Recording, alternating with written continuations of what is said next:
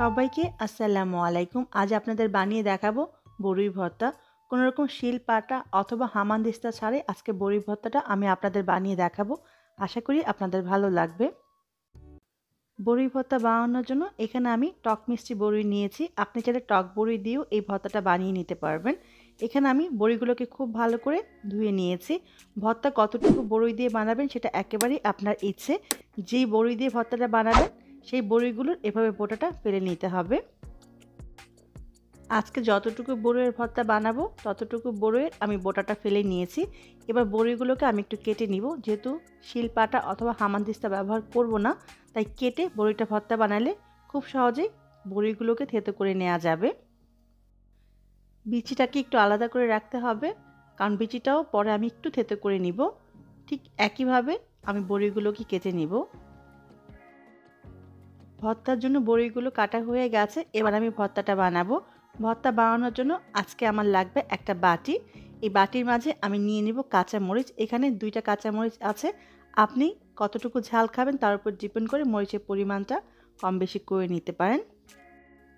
দিয়ে দিব স্বাদ অনুযায়ী লবণ। টক বড়ি হলে লবণের পরিমাণটা আরেকটু বাড়িয়ে দিতে হবে। এরকম রুটি বানানোর একটা বেলুন দিয়ে আজকের ভর্তাটা আমি বানাবো। খেয়াল করে দেখুন, খুব আলতোভাবে আমি প্রথমে মরিচগুলোকে থেতো করে নিব। রুটি বানানোর এই বেলুনটা কিন্তু সবার বাসাতেই থাকে। মরিচগুলো খুব ভালো করে আমি থেতো করে নিয়েছি। এবার এর মাঝে দিয়ে দিব একটা শুকনা মরিচ। আবারও বলছি, ঝাল কতটুকু খাবেন সেটা আপনার ইচ্ছে অনুযায়ী আপনি মরিচের পরিমাণটা কম বেশি করে নিতে পারেন। দিয়ে দিব 2 থেকে 3 টেবিল চামচ পরিমাণ ধনেপাতা কুচি। এবার ধনেপাতাগুলোকেও আমি একটু থেতো করে নিব। তবে আপনার কাছে যদি শিলপাটা অথবা হামানদিস্তা থাকে তাহলে আপনি শিলপাটা অথবা হামানদিস্তায় ভর্তাটা বানিয়ে নিতে পারবেন। ধনেপাতাটাকেও আমি একটু থেতো করে নিলাম। এতে ধনেপাতা থেকে খুব সুন্দর একটা ফ্লেভার বের হবে, খেতে অনেক ভালো হয়। এবার বড়ইয়ের কেটে রাখা টুকরোগুলো এর মাঝে দিয়ে দিব।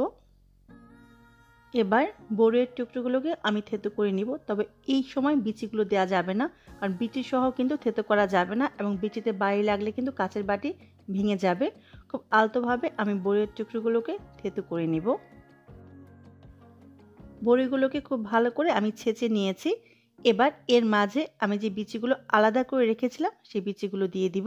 তবে বড়ইয়ের বিচিগুলো দিয়ে কিন্তু খুব জোরে বাড়ি দেওয়া যাবে না, যেহেতু এটা কাঁচের বাটি। খুব জোরে বাটি দিলে কিন্তু বাটিটা ভেঙে যাবে। খুব আলতো করে একটু থেতো করে নিব। সবচেয়ে ভালো হয় আপনি হাত দিয়ে মেখে নিলে, সেটা আমি পরে করব, আপনাদের দেখিয়ে দিব। সামান্য একটু থেতো করে নিয়ে দিয়ে দিলাম হাফ চা চামচ পরিমাণ বিট লবণ। বিট লবণ দেওয়ার জন্য বড়ইয়ের ভর্তার টেস্ট অনেক ভালো আসবে। এবার হাতের সাহায্যে খুব ভালো করে মেখে নিব। যে বিচিগুলো আছে বিচিগুলোকে একটু হাত দিয়ে এভাবে খুব ভালো করে ডলে ডলে আমি ভেঙে নিব।